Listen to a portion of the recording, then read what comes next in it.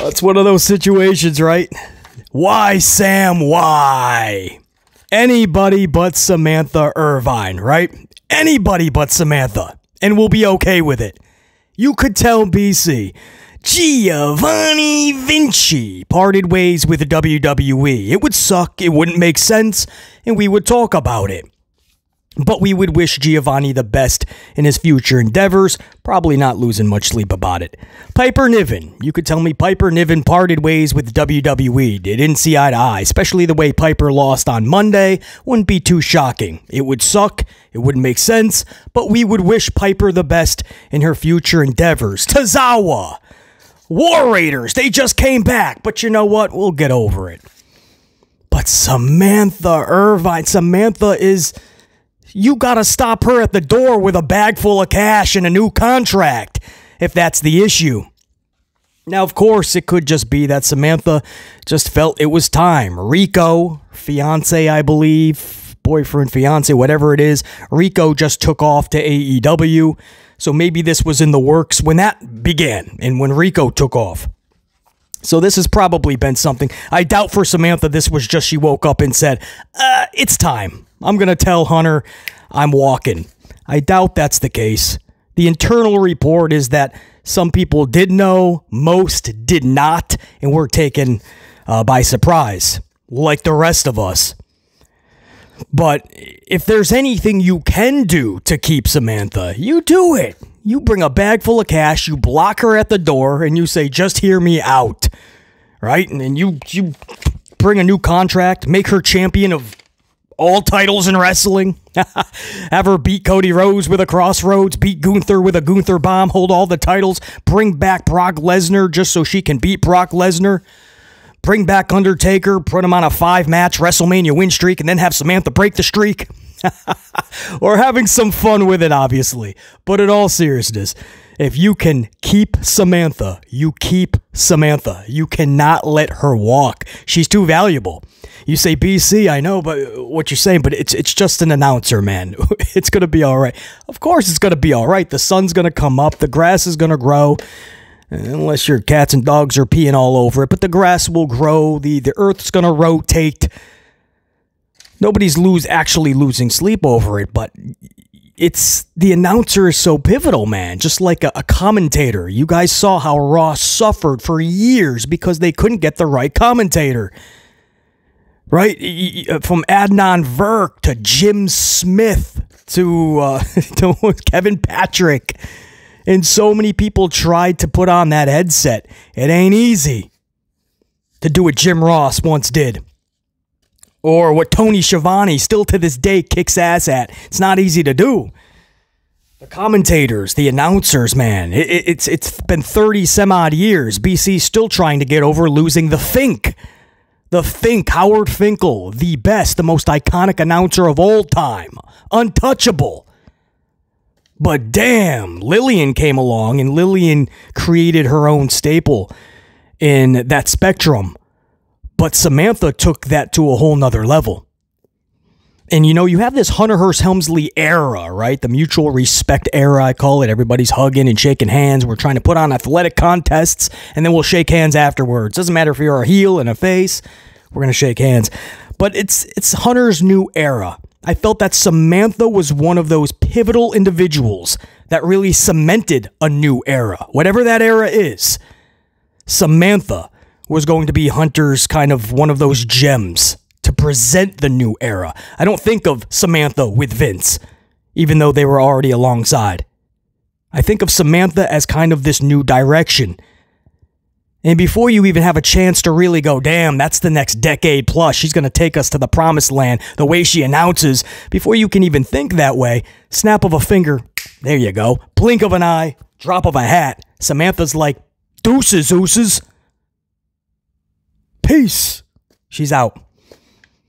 Caught off guard by that, man. I'm like, Samantha Irvin leaves WWE. I'm like, I'm sorry, what? You want to rewind that? You want to say that once more, please? Because clearly you got the wrong name. Maybe you are thinking Tozawa. Maybe Otis had enough, unfortunately. Samantha, one of 3 ladies that you cannot let go. Renee Young, Kayla Braxton, Samantha Irvin. Somehow they let them all go. Renee Young could be on ESPN right now doing those type of interviews with the National Football League. That's how good Renee Young is. Kayla Braxton just never lets the moment get too big. She relaxes. Doesn't matter who's yelling in her ear. Vince McMahon could be yelling in both ears, right? Vince has two mics, and one ear's got one thing, one in the other, and Kayla's just going to keep it calm. RELAX. You're doing it the Kayla way or no way at all. Loved Kayla. And Samantha, just the best to do what she does, man. So this cold open teaser, I should be talking about a championship match, right? Jey Uso dropping his title last night. Wait till you guys hear this. It's a Bron Breakker. Oh, do I got a lot to say about that. Damage control continues to be damaged even in victory. I'll explain. Wyatt 6 came back. I don't know if anybody... They're just like... They kept him off for a whole month. After this weird thing with Gable, when he should have been in this thing with Otis, Alpha Academy and American Made should have had a long-term badass feud. They never got anything off the ground when they split because the Wyatt 6 came in. Wait till you hear how the Wyatt 6 came back last night. We'll talk that as well. What else? A weird matchup with, speaking of, the Creed brothers of American Made. We'll go over it. So we're going to go over it. This is the Raw recap for 10/21/22. We're going to talk all things that happened on this show. But while I should be talking in the cold open about the title change, I'll save that because the real story to BC is Samantha just walked. And you can't replace that. Who's this new one? Alicia? She on SmackDown, I believe. She's good. She's good. But if you're going to compare them, you can't. It's uncomparable, right? It's a bootleg knockoff version. And again, much respect, and she's good at what she does. But you're not telling me that trying to duplicate Samantha is going to replicate Samantha. You can't tell me that. It's just not the case. She's trying her best to do Samantha. There's only one Samantha. Man, she just got you so ready every time she was calling him, especially the main event or a title match. Man, you can't lose her. A lot of people think she's AEW bound. Ricochet did. He was catching a lot of heat, Rico. Rico had to go on the social doohickey and say, haha, she's not coming to AEW, relax, because he was catching a lot of heat. So Ricochet has confirmed no AEW plans. Kind of wish he didn't say that, because what if she was offered a lot of money, considered some options and wants to go to AEW? That's not going to age well. But maybe she told Hunter she needs to take some time off. Hey, when she comes back, if the door is open, I'll come back. Hunter did that for Kathy Kelly. And Kathy Kelly came back. The door was open, and that's when there was no spot available. If you guys remember, they were already running heavy at the time with 5 interviewers backstage. But if she ever wants to come back, Hunter better have the door wide open for that return because she is special. And you don't say that often in pro wrestling, whether it's the wrestlers, the commentators, the announcers. Man, when you have it, you have it. Samantha had it. And now we lost it. All right, let's do it, guys. I'm going to take you guys to the opening signature. I'm going to get a big swig of my Dunkin' Extra Extra. Come right on back. We'll talk all things Raw.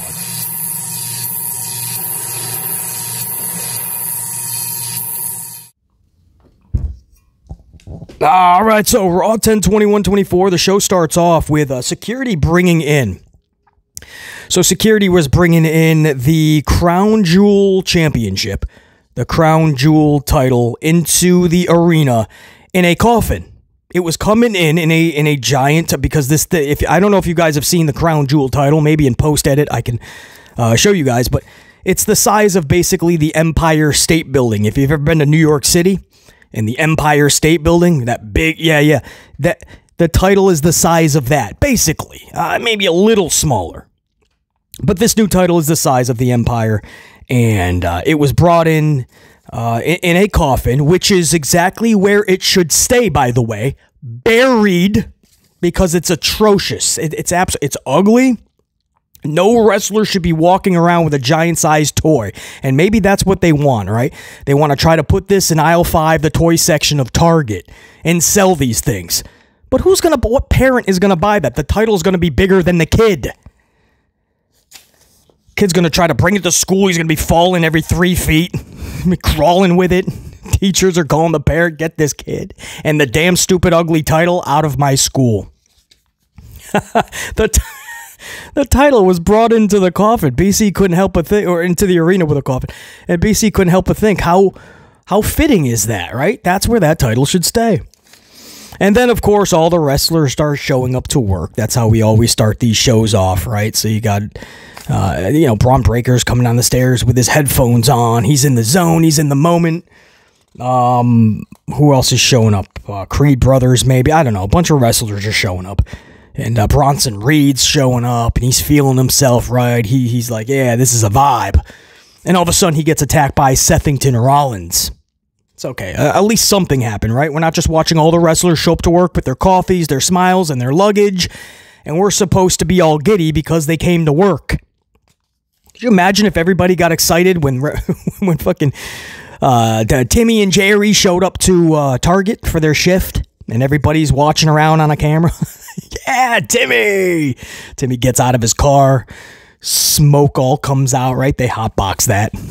Manager's pissed, but everyone's happy to see Timmy show up to work. But so at least something happened here, right? If you saw Timmy every single day show up, and it gets old after a while, right? As much as you like to see Timmy show up to his Target shift, you kind of want to see Timmy get jumped in the parking lot real quick, right? Maybe Jerry and Timmy get out, but Jerry turns on Timmy, right? So they hotboxed. But Jerry thinks that last toke, Timmy took it on him. So Jerry's beating the heck out of Timmy in the parking lot. That gives every other Target employee, that gives them a show, right? Keep it fresh. So he kept it fresh here, man. Bronson's coming up. You think he's just going to smile, and then Seth takes him out. And then they brawl or Seth comes to the ring. Bronson then comes out, I believe. Something like that, right? Because they ended up brawling around ringside. And then Bronson put himself through a table, the commentary table. He laid out Seth, but Seth moved, and Bronson jumped off the barricade through he looked so goofy. I don't think they stop and think, okay, is Bronson going to look like an absolute goofball? No, they're just thinking, hey, let's break another table, right? Bronson's new character, you can just call him Wreck-It Ralph. So they're just like, have him belly flop through a table. He looks so goofy. Like, what an idiot. And that's how the first segment ended, with chaos. So, I mean, this is where, as a fan, we're supposed to go, oh, it was so good, chaos, right? Chaos absolutely is a part of pro wrestling, and it should happen. And often, but not too often. Brawls should happen, and often, not too often. In Hunter Hearst Helmsley's era, it's brawl after chaos after chaos, and he thinks that's just going to make a good show. And so for the rest of the show, we just had Seth and Bronson, every other segment, kind of just beating each other up backstage. That works when it works. And what I mean by that is you have to put that in the right spot at the right situation. And it has to lead to something that is going to absolutely captivate everybody. Bronson versus Seth does not. You took out Braun Strowman, you inserted Seth Rollins, and you're trying to keep up the same type of chaos. It doesn't hit the same. It's Sethington. And you're going to have to do a lot more than just a bunch of backstage brawls. Right? I mean, BC started getting bored after the fourth brawl. Now, if you're telling me they're brawling into the parking lot and they accidentally get ran over by Samantha Irvin on her way out, right? Oops, sorry guys, bye. That's fun, right? Bronson's freaking hanging out of the bushes near the lot. Sethington is upside down, leaning against an 18-wheeler, right? They just got ran over by Samantha Irvin. That's fun. That's shocking. Right? That's truly live TV. Anything can happen. But they just kept brawling all night long, and I think they just rest on, hey, it's a brawl, man. It's a nonstop, crazy, chaotic brawl. That's good TV. But when you do it all the time, it's no longer creative. If you just take one thing and you do it nonstop, you're no longer creative. You're being redundant. Redundancy does not equate to creativity. That makes sense. I don't know, man. I appreciate they tried. The attempt of chaos. Sethington and Bronson, this is just a random Raw match to me. They're trying to make it something. All right. They took out Braun. They inserted Seth. I was having a lot more fun with Braun and Bronson, to be honest with you. Maybe that's a hot take, but that's BC. I'm full of hot takes. But they're always going to be truthful takes. I'll never BS you guys, man. This is not doing anything for me. Non-stop brawling is not going to do anything. There has to be some more layers to this, and hopefully they start that Monday night. So that's how we started this thing, man. Bronson, Reed, and Seth Rollins brawling, and then they just brawled the rest of the night until Adam Pearce finally said, "All right, enough. You're acting like children. Next week, a match." Oh, yeah. This got good.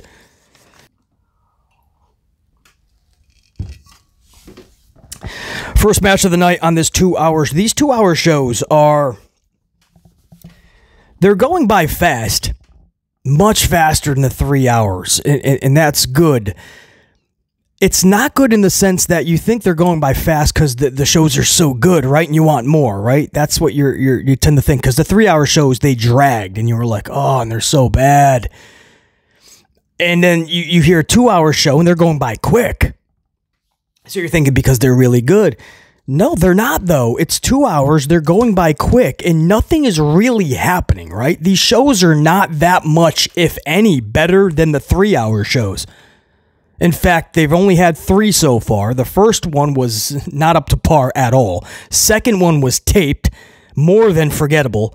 And last night was, I mean, I'm going to go over the rest of this, but pretty mid, actually. And that includes the title match at the end of the show. But at least it's going by faster, so that's the good thing, right? It's still mid-television. It's still bare minimum professional wrestling in terms of a television show, but at least it's going by quicker. That's at least good. It's 2 hours of random mid instead of 3 hours of random average AF. Lillian Garcia returns. Samantha Irvin has left the company. I spent a good 5 to 10 minutes in the cold open talking about this, so I won't harp on it. Lillian Garcia, it was so good to see her. She was, as I said, nobody can replace Howard Finkel. Nobody ever will. But Lillian Garcia was the first one to come along. And I got to give Tony Schimmel his credit too. Rated R Superstar. I can't do it right now. I'm having my first coffee of the morning. All right, so I'll get more amped up. I'll do a better Tony Schimmel in a future upload, I assure you. But Tony was really good. Lillian took it to the next level.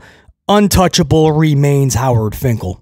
But it was so good to see Lillian back. But Lillian lost a step, though. You heard it. If you remember old school Lillian, this Lillian. Now, I know, but you see, she just got to give her a moment. For sure. But I don't think you're going to get the same Lillian that you got a decade ago. I just don't see it. I'm not hearing that in her anymore. I don't even know if that passion is still within Lillian. We'll see if they keep her around. But it was still so good to see Lillian. And that they at least, you know, they knew they were losing Samantha, so they at least reached out to Lillian. They could have easily just brought over SmackDown's, who is it, Alicia? I don't know the last name, but brought her over because it's Sam-esque, right? It's Sam Light.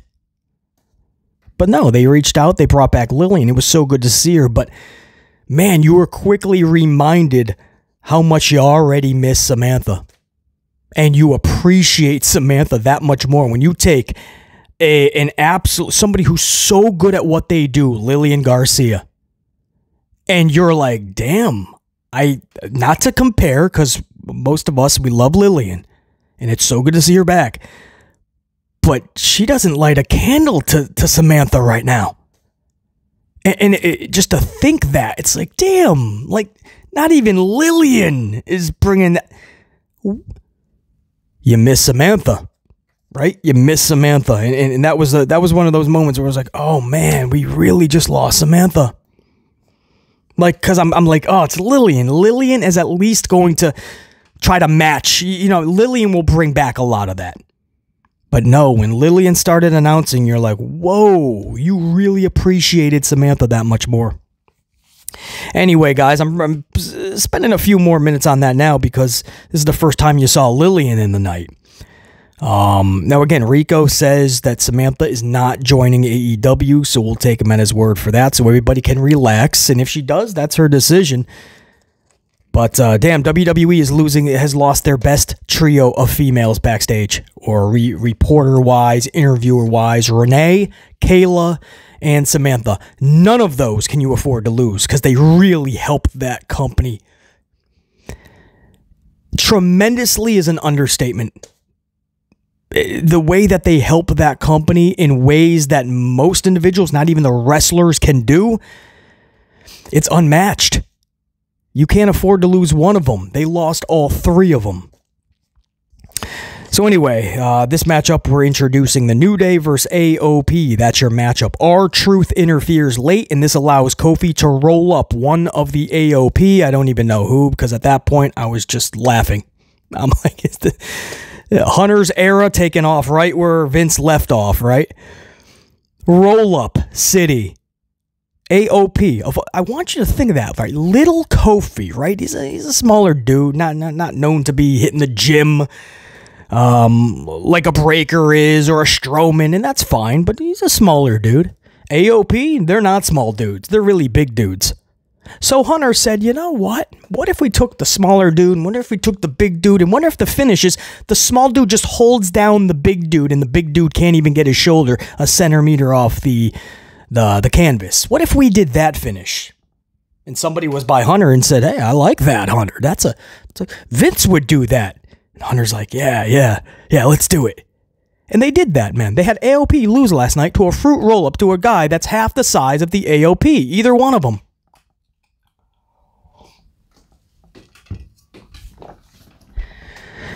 You can't do that, man. That's not realistic. That's not believable. That's not believable at all to any wrestling fans that uses a semblance of common sense and logic. You can't have AOP look like absolute clowns that way. They look like idiots. That's the best finish you got? R-Truth interfered, right? So I guess that's what they're trying to... Yeah, but BC, R-Truth was out there, man, and AOP was distracted, and, you know, so the roll-up, it hit differently, BC. Did it hit differently for you? I'm glad it did for you. For BC, I just saw AOP take it, and this isn't the first time. Right? If this was just a shock law, oh wow, AOP got rolled up. BC, they didn't know that.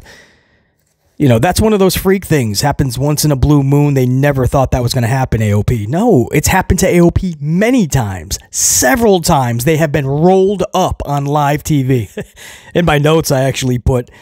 where is it? I just put R-Truth interferes late. This allows Kofi to roll up one of AOP for the W, because that's believable. that's what I put in my note. I gave no Fs last night, as I usually don't. So that's what I was feeling. I put that right in my, because that's believable. Yep. Post-match lights go out. It's the Wyatt 6. The Wyatt 6 and Final Testament brawl. That's what I mean. If you're gonna rest on just brawls nonstop, and you're gonna think that's using creativity, that's what's gonna catapult your show back to 2 million viewers, whatever your goals are, it's not gonna happen. Bronson Reed and Sethington is your big brawl throughout the night, and that was getting redundant and boring. So then you're just gonna have Wyatt 6 return after being off TV for a month, and they're just gonna brawl with Final Testament. Miz is left in the ring. What was the Miz even doing out there? I think he's got something. Well, because R-Truth was out there too. I'm looking at. So whatever story they have, it's not landing. Because BC is like, what is Miz doing out there? I understand his run-in with the Final Testament and his beef with R-Truth. It just didn't make sense, man. Wyatt 6 and Final Testament. So you're like, all right, they're gonna ignite something with them. But the final thing you're looking at is Miz. And he goes to get mandible clawed because Uncle Howdy shows up behind him, but Paul Ellering shoves him out of the way, and Paul gets a mandible claw as his reward for helping Miz. So I don't know why Paul needed to help Miz so badly. Miz does not fit in Final Testament. At first I thought, what if Paul was to just start managing Miz? But then I was immediately met with the thought of, it doesn't make sense. Paul Ellering is the dude that managed Legion of Doom, the Road Warriors, Final Testament. Miz doesn't fit. That's like putting Jake the Snake Roberts in AEW with some cruiserweights or some dudes that doesn't really mesh with how Jake Roberts would wrestle, because that wouldn't happen, right? I'll move on. If you guys watch AEW, you know what I'm talking about. But the point is, you don't put a manager with somebody where it just doesn't fit. So this is Damage Control versus Liv Morgan, Raquel Rodriguez. Damage Control is going to take the W via disqualification. Interference from Jakara Jackson and Lash Legend. Can't even say from NXT anymore. Right? They're basically main roster. No explanation. They're just always invited. They're always at ringside. Nobody's asking any questions. Adam Pearce, Nick Aldis. Nothing. They're just part of the main roster all of a sudden. Rhea Ripley. Oh, so Jackson and Legend faced off with Morgan and Raquel post-match. So this is Hunter. He can't help himself, right? They take out the new faces, Damage Control, which most people still don't know what Damage Control is. They're heels. They get out-heeled by Sonya's group. Then, as new faces, they're in a face-versus-face feud with Jade Cargill and Bianca Belair. So, Hunter is having them be this one thing, heels or faces, while having them face other heels and other faces as such. Hope that makes sense. And if it doesn't, I don't blame you. Because Hunter is making it not make sense. So what are you going to tell me? They're not really heels and they're not faces, BC. Hunter just wants them to be pro wrestlers. And they're just going to have athletic bouts with everybody. Then just put the final nail into the coffin of pro wrestling then, because it's done. It'll never survive like that, man. You're taking away the very fundamentals, the foundation that pro wrestling was built upon.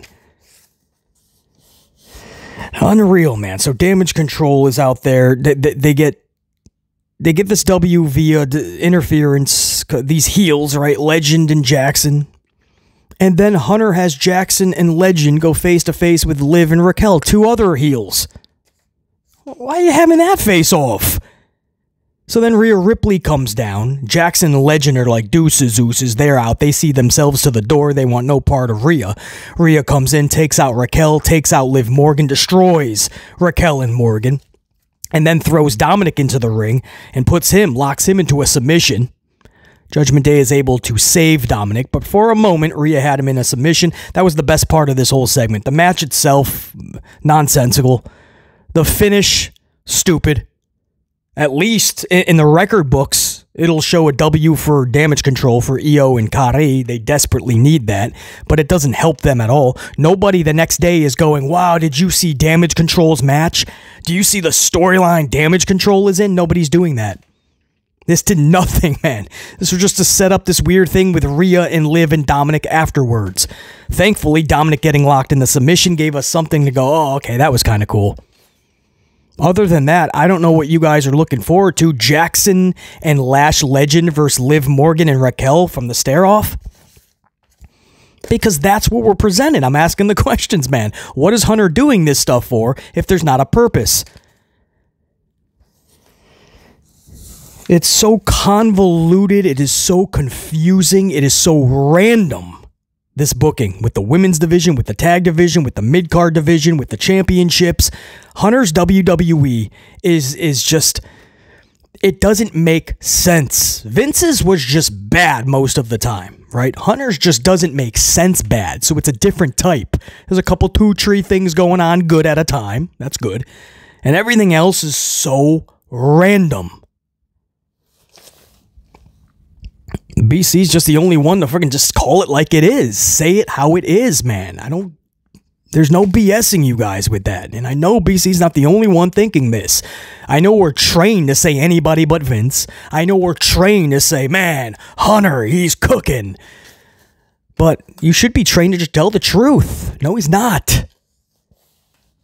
So odd when all this was done. And what was next was not that much better, if any, man. Rey Mysterio and Dragon Lee defeated the Creed brothers of Alpha Academy.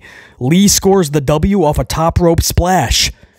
That's it. And then they went to the back to see Bronson Reed and Seth brawl some more. That's the truth, guys. If you didn't watch the show, that's it. I wish I could tell you there was a story there with Ray and Dragon Lee. But there's not. They earned an opportunity to go to the next level, and whoever wins that match next week, like a triple threat tag match, something like that, they'll become #1 contenders for the tag titles, just like SmackDown is doing this, like they always do. There's never creativity put into the tag division. That's why the tag division feels so irrelevant. You can call the Viking Experience War Raiders. You can bring in Motor City Machine Guns. But it's not going to make a difference if there's no care put into the tag division and people don't look at the division like a real threat, like a real division that has prestige tacked onto it. Because the titles will continue to be defended every single SmackDown before the big PLE or every Monday Night Raw after the PLE. You'll always come up with number one contenders through battle royals and tag team turmoil and little mini tournaments, because they don't want to invest in actual stories and feuds. That takes too much time, too much creativity, too much effort, and they don't want to do that. So here we go with another mini tournament to decide number one contenders. And if you're telling me, BC, that Rey Mysterio and Dragon Lee going for titles is going to excite you, salute to you, man. I could only wish that my bar was that low, because then I'd be more excited about everything happening on these shows. But my bar is too high. I can't even lower it. I can't adjust it. It's set at a high premium. I expect more from a company that's been around for decades. Rey Mysterio and Dragon Lee defeat... I mean, there's nothing. My notes literally was that one line. There was nothing to talk about. They beat the Creed brothers. Why would you do that, by the way? American Made is still pretty brand new. For all intents and purposes, they lost the feud with the Wyatt Six, so then you're going to have them lose this match. American Made? What are you doing with Chad Gable? That's a whole nother story. Otis. What happened with that? There was a moment when they were about to... Otis was going to turn on Chad. It was one of the best stories we felt. Chad came on record, by the way, said his heel turn, all of it was his idea. So you couldn't even give Hunter the credit for that. And I did at first. I was like, hey, good job, Hunter. That's a pretty good story. Chad Gable's like, by the way, that was all me. So I should have known. But, I mean, there was a moment where it was like, oh, okay, this is going to be good. And no, they rushed Otis turning on him with a simplistic push, and then Chad Gable formed this new group and took on the Wyatt Six, lost that. Otis and Tozawa could not be any more irrelevant than they already are. Or they still are.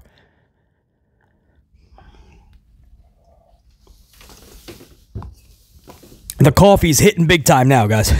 PC's all amped up. Dragon Lee and Rey Mysterio win a nonsensical match to go to a nonsensical number one contender match for a nonsensical championship match. How's that? In a nonsensical tag division.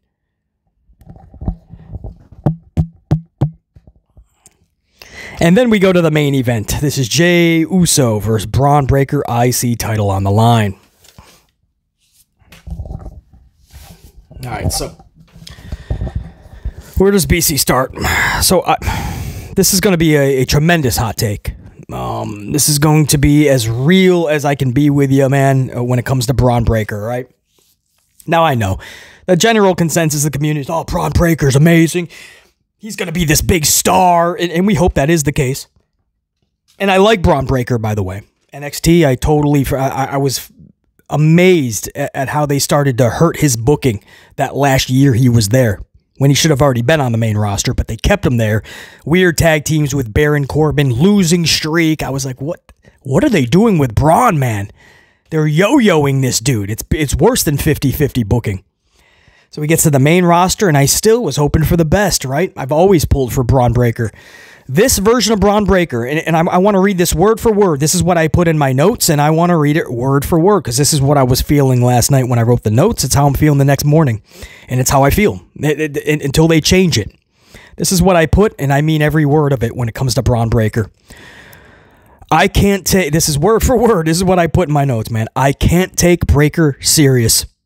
The 2 Ks in his name... I can't take serious. His stupid little singlet that he wears. Calling himself a badass. Printing badass on his stupid little singlet. Asking, where are all the dogs in the arena at? Pandering like he's a face. Hunter is all over the place with this dude. What is a Bron Breakker? That was word for word what I put in my... I was vibing with this. I literally said Hunter is all over the place with this dude. What is a Bron Breakker? Because I don't know what Bron Breakker even is right now. He's the badass, and he wants you to know because he printed it, right? Just look at, I call myself the badass. I'm printing badass, right? His booking is so weird, man. He's like this beast at first, but then he's in less than 6 minutes looking up at the lights as Sami Zayn beats him. So it's like, where'd that beast status go? That was quick. I mean, I wasn't thinking he was going to go on a Goldberg streak, but I didn't think he was going to be looking up at the lights that quick. But Sami Zayn, you know, humbled him pretty quickly. Then all of a sudden they try to re-beast him. Man, Jey Uso beats him. He's looking up at the lights again. Jey Uso's parading around with a championship. So he got de-beasted again. Then they have him for a couple weeks just backstage with his headphones on, talking about how he's a badass, even though he loses big matchups already. And then all of a sudden, last night on Raw, he's winning the title back with a lot of interference, by the way. Jacob Fatu, we'll go over that. But what is he a beast? Is he not a beast? Is he a badass? Is he not a badass? What is he, man? Because his booking is telling us he's a pretty average dude. It's very, very odd. These these IC title matches, the titles are being changed on Monday Night Raw all the time. It used to be just the tag titles. That was bad enough, right? Tag title match right before the PLE on SmackDown. If it's a Raw, then it's going to be after the PLE on Monday Night Raw. But the tag titles are basically never even defended anymore on PLEs.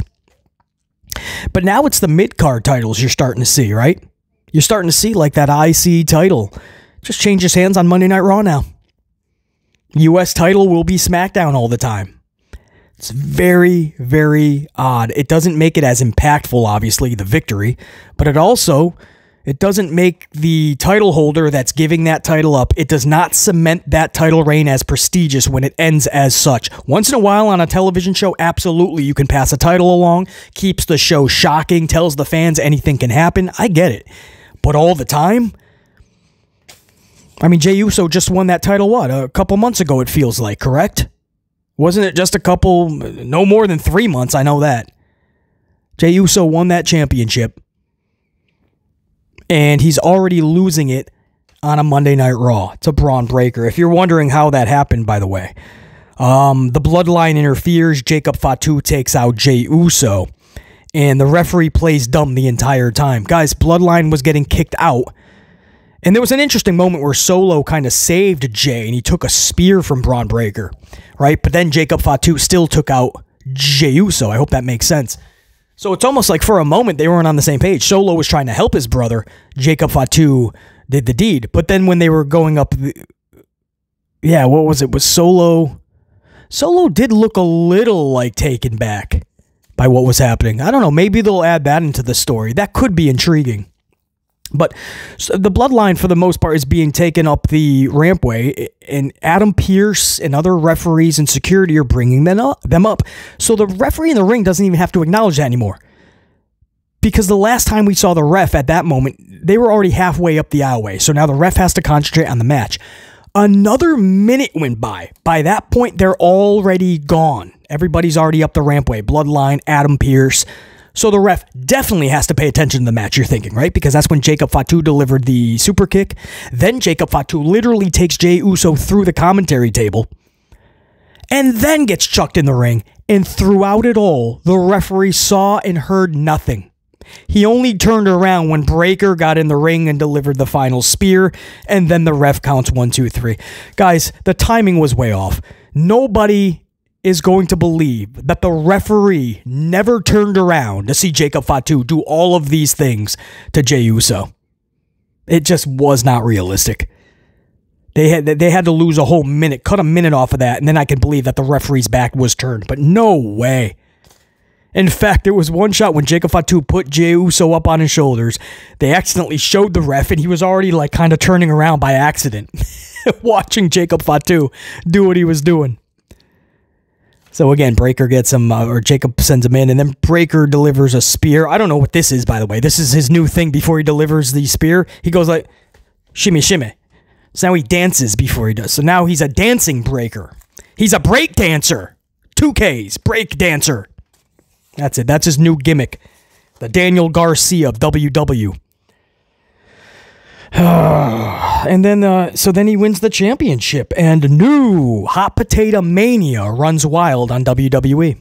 They gave it to Jey. Jey gave it right back over to Bron, and that's how we ended the show. I know a lot of fans are like, I don't see no problem with it, BC, and Bron should have never lost it, and I understand, but you're still hurting his booking. This 50-50 booking is not helping Bron Breakker, bro. Him as a heel, but asking about the dogs in the arena, why are you pandering then? I don't understand why Hunter's obsession is half face, half heel for everybody, or it just doesn't matter anymore. Right, there was a moment where Breakker and Fatu went face to face, and everyone was like, "Oh, whoa, could you imagine?" But that's the thing. You don't want to imagine that, right? It's heel and heel. Build them up to be beasts. If a time comes in the future, one of them turns, yeah, that's going to be pretty badass. But by a heel versus heel match between somebody like Breakker and Fatu, you're going to get the same thing you had with Bronson Reed and Gunther. One of them is going to be out-heeled, and the fans are no longer going to look at least one of those heels as a diabolical threat, as a badass, a legit badass, as a diabolical heel. Fans are going to just give up on that concept. They're going to see him get out-heeled by another heel that was more dominant. That's why you don't have Fatu and Breakker together. Those are big heels. Keep them separate and have them go after faces. This is booking 101, and it's detrimental to the talent if you try to force this now just because you're going to get a whoa out of fans. Fatu and Breakker doesn't help the talent, man. So you see weird things like Legend and Jackson face-to-face with Raquel and Liv last night. You see Fatu and Breakker. Hunter does not even care. He's just like, you're all just wrestlers, man. Screw the face thing, screw the heel aspect. Well, then it's not fun then. Nobody knows who to root for because at this point, 2024, we have respect for everybody, right? So you're not going to want to not cheer somebody. That's why people like Nia Jax, when she's a heel, Bron Breakker, when he was a heel and he got the IC title, they get "you deserve it" chants. Bron Breakker has not even been on the main roster for a cup of coffee, and he deserves it. Nia Jax has already been a champion in the past. She's a heel. She deserves it. Gunther got the title. A heel. You deserve it. Stop. Gunther has barely been on the main roster for a cup of coffee. We get it. In 2024, everybody deserves everything. And I get, by the way, too, the trajectory of the story, or what it should be anyway. I can't even give Hunter credit that he's going this way. But this is obviously going to put Jey Uso deep into the Bloodline saga for War Games Survivor Series. Jey Uso now pissed off. Bloodline cost him his IC championship. Showed up on SmackDown, said, "Oos, look, I'm the IC title now. Things are different." And the very next Monday Night Raw, after he just told his little brother this, the Bloodline cost him that title. Even if it's Jacob Fatu acting against the orders of Solo, acting on his own accord, Solo wanted that to go down differently. Jacob Fatu still did what he did, and Jey Uso was going to look at the Bloodline in totality for even being there for costing him the title. I get the story. I just don't see how this is the best way you could have went about it and what this is doing for Bron. I truly believe Bron Breakker's booking is day-to-day. If you're telling me that Hunter had this plan months ago, that on Monday Night Raw, in the middle of October, that's when he'll get the title back. No, that's because then I'm going to tell you it's stupid booking no matter what. So if he did have it planned, it's stupid. And if he didn't have any of this planned out, it's still stupid. It's confusing. So I don't know. It was a cup of coffee title reign. Nobody can even look at Jey Uso's title reign and say, hey, remember that title reign? Or, damn, that was a pretty good title reign. He'll never have that. I feel he was starting to hit his stride with that championship, too. It was starting to look good on him. He was starting to actually, feel that mojo. Not just the tag team guy, which I always like Jey better as, him and Jimmy. That's my favorite tag team for sure. I never really was into Jey Uso as a singles competitor, but I was starting to come around with the idea of the IC, and now it's just hot potato, man. So now Bron Breakker is still irrelevant to BC, and the IC title could not be any more irrelevant than it is. From Gunther to Sammy, from Sammy to Breakker, from Breakker to Jey, Jey back to Breakker, all in like a 6-month period. That's what I got for you guys, man. That's Raw 10/21/24. So again, the big news is new champion. I don't know how you guys look at this. There's positives. I get it. Story trajectory for Jey Uso. Maybe they'll correct all of Bron Breakker's wrongs and start to make them right. So there's positives. There's a lot of negatives as well with this title change. The big story for BC happened hours before Raw went live. Samantha Irvin is no longer with the WWE. That is a huge void to fill. And I don't even think, as much as I love this gal, I don't even think Lillian Garcia can even begin to fill that void. But we wish Samantha all the best. The rest of this show, guys, completely nonsensical. Nothing to talk about. Damage Control wins via DQ over Liv Morgan and Raquel because of Lash Legend and Jakara Jackson. Dragon Lee and Rey Mysterio defeated the Creed brothers. And New Day defeated AOP via Fruit Roll-Up. A bunch of weird tag matches. The whole night was filler. Oh, with a bunch of brawling between Seth and Bronson. So yeah, I guess I'm not shocked that the big news is Samantha leaving the company. And then they tried to just end it with a big headline. Bron Breakker wins the title. Well, if that's a big headline to you guys, cool, man. I've already seen this story. I've already seen Bron Breakker with the title. I'm sure he'll be losing it in a month or two. Maybe they'll finally give Otis a push and they'll just have him beat Bron Breakker out of nowhere. Or we'll get a heel versus heel match. Jacob Fatu versus Bron Breakker. Which will help nobody. That's it. I'm going to down the rest of my coffee, then go get more coffee. How's that sound? Take care of everything I got to today. You guys rock out the rest of your Tuesdays. We'll do this again very soon. There's a lot of content coming up this week, man. Stay locked on the channel, subbed, notified, all the good stuff. Smash that up if you don't mind. And until next time, there will be that next time. Top guys, we are BC in the unit saying check you. Salute.